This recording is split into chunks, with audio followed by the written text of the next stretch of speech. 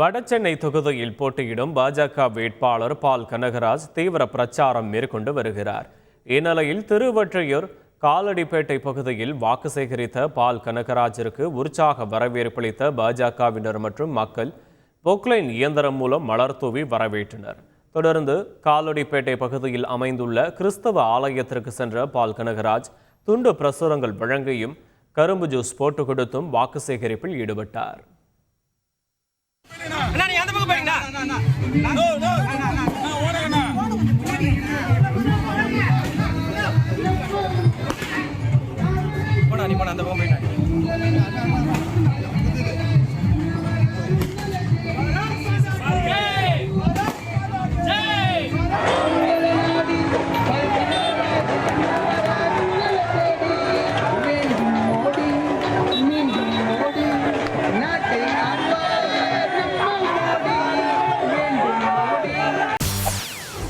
செய்திகளை உடனுக்குடன் தெரிந்து கொள்ள உடனே சப்ஸ்கிரைப் பண்ணுங்க.